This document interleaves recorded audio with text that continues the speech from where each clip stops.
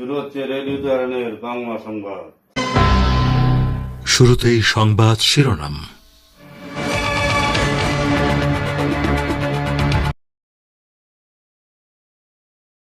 হত্যা মামলার সংখ্যা দাঁড়ালো 152-তে।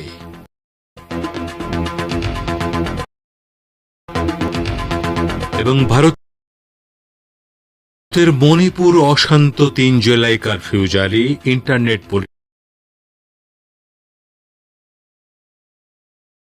পরিষেবা বন্ধ।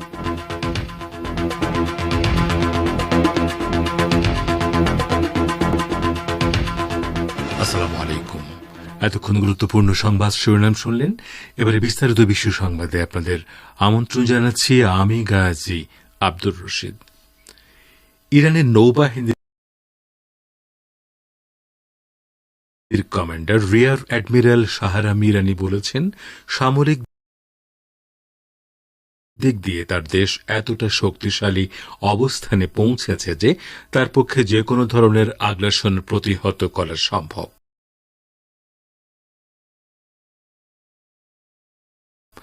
তেহরান প্রদেশে অবস্থিত ইরানের সেনাবাহিনীর একটি প্রশিক্ষণ কেন্দ্র পরিদর্শনে গিয়ে তিনি একথা বলেন।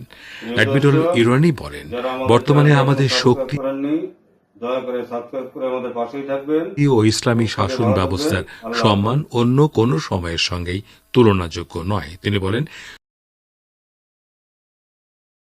সশস্ত্র বাহিনীর পৃষ্ঠপোষকতায় ইসলামী প্রজাতন্ত্র ইরানের পবিত্র শাসন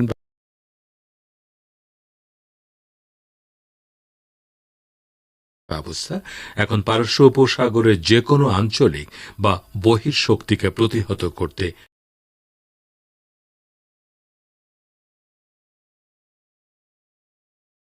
ভয় পায় না। ইরানের নৌবাহিনীর কমান্ডার আরও বলেন, ইসলামী বিপ্লব বিজয়ের পর থেকে দেশের সশস্ত্র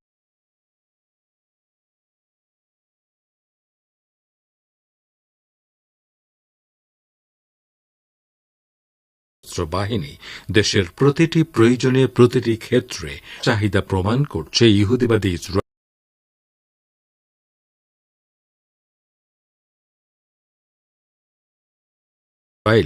বিজয়ের দিকে নয় বরং পরাজয়ের দিকে এগিয়ে যাচ্ছে, এ মন্তব্য করেছেন ইরানের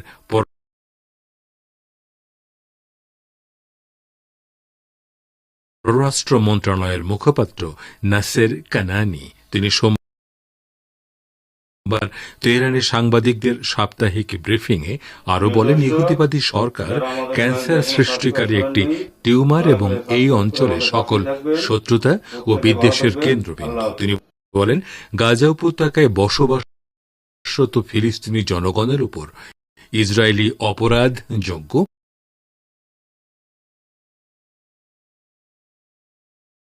আরও বলেন, ইহুদিবাদী সরকার ক্যান্সার সৃষ্টিকারী একটি টিউমার এবং এই অঞ্চলে সকল শত্রুতা ও বিদ্বেষের কেন্দ্রবিন্দু। তিনি বলেন, গাজা উপত্যকায় বসবাসরত ফিলিস্তিনি জনগণের উপর ইসরায়েলি অপরাধযোগ্য এবং পশ্চিম তীরেও তাদের সাম্প্রতিক আগ্রাসন বিশ্বব্যাপী তীব্র ক্ষোভ সৃষ্টি করেছে।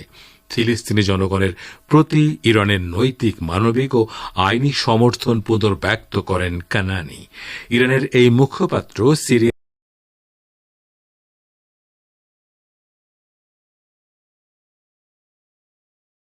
রিপোর্ট দেখেছেন, কিন্তু তার কোনো সত্যতা নেই। পেসকভ মস্কোয় সাংবাদিকদের বলেন, ইরান আমাদের গুরুত্বপূর্ণ অংশীদার। আমরা নিজেদের মধ্যে বাণিজ্যিক ও অর্থনৈতিক সম্পর্ক শক্তিশালী করছি। আমরা সবচেয়ে স্পর্শকাতর বিষয়গুলো সহ সম্ভাব্য সকল ক্ষেত্রে আমাদের সহযোগিতা ও সংলাপ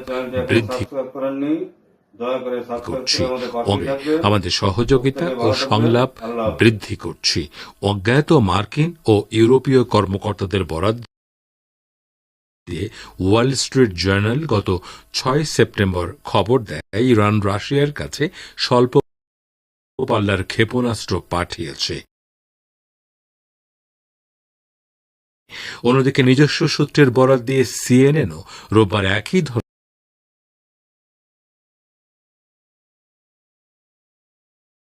ধরনের দাবি করে। এমনকি সোমবার ইউরোপীয় ইউনিয়নও একই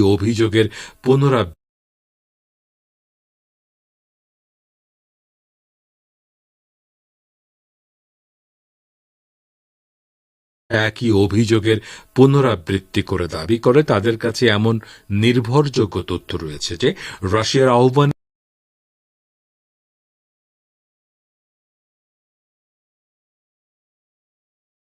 দৃষ্টিভঙ্গি পোষণ করেন এবং আগামী কয়েকদিনের মধ্যে লেবাননে হামলা হতে যাচ্ছে। নেসেটের এই উগ্র সদস্য বলেন, প্রথমে লেবাননে কিছু বিমান হামলা চালানো হবে এবং এরপর দেশটিতে স্থল অভিযান চলবে। তিনি দাবি করেন, ইসরায়েলের সামরিক আগ্রাসন আমাদের পাশেই থাকবেন। প্রত্যেকে ভালো থাকবেন। আল্লাহ হাফেজ। চালানো হবে এবং এরপর দেশটিতে স্থল অভিযান চলবে। তিনি দাবি করেন, ইসরায়েলের সামরিক আগ্রাসনে লেবাননের রাজধানী বৈরুত ও এর উপকণ্ঠ দাহিয়া এলাকা গাজা উপত্যকার মতো ধ্বংস হয়ে যাবে। এর আগে সোমবারই সাবেক ইসরায়েলি যুদ্ধমন্ত্রী বেনি গান্তজ দাবি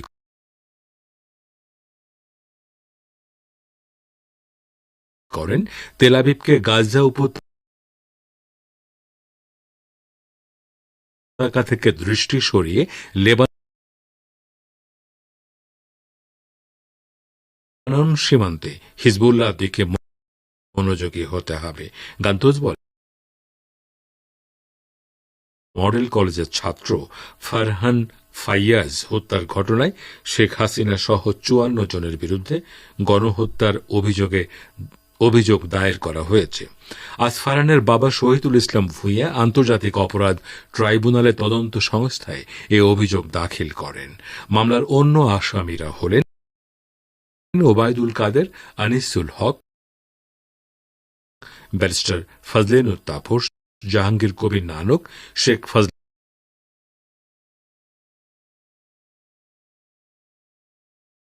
প্রিয় দর্শক, যারা আমাদের চ্যানেলটি এখন শামস পরশ, ছাত্রলীগ সভাপতি সাদ্দাম হোসেন, সাধারণ প্রত্যেকে ভালো থাকবেন।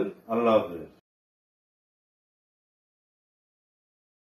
সম্পাদক ওয়ালি আসিফ ইনান, পুলিশ কর্মকর্তা বিপ্লব কুমার সহ ৫৪ জন। এদিকে বৈষম্য বিরোধী ছাত্র আন্দোলন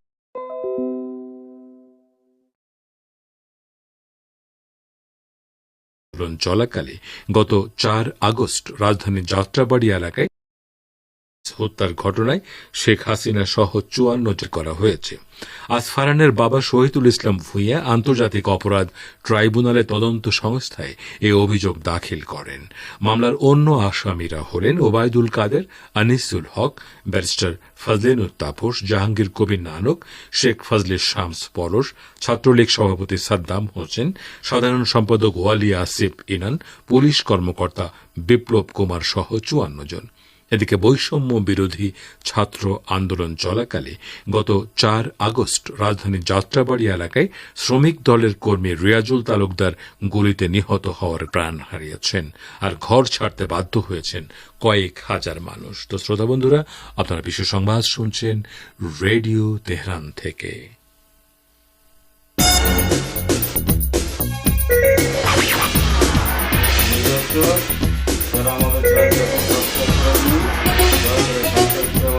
রেডিও তেহরান, খবরের সঙ্গে ২৪ ঘন্টা। ভিজিট করুন আমাদের ওয়েবসাইট parstoday.ir/dn।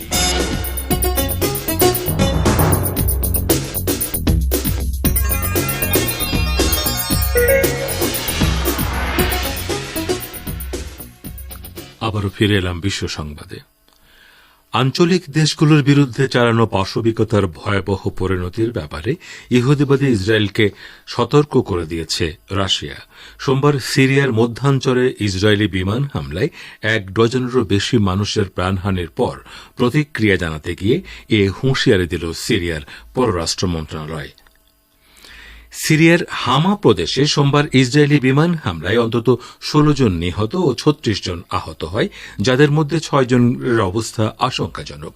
এ সম্পর্কে প্রতিক্রিয়া জানাতে গিয়ে সিরিয়ার পররাষ্ট্র মন্ত্রণালয় এক বিবৃতিতে বলেছে, গাজা উপত্যকা ও অধিকৃত পশ্চিম তীরে চলমান প্রাণঘাতী আগ্রাসনের পাশাপাশি সিরিয়া সহ অন্যান্য আঞ্চলিক দেশের বিরুদ্ধে ইসরায়েলের পদ্ধতিগত হামলা প্রমাণ করছে রক্তপিপাসু এই ফ্যাসিবাদী সরকারের উন্মত্ততা আঞ্চলিক সংঘাতের আরও বিস্তৃতি ঘটাবে।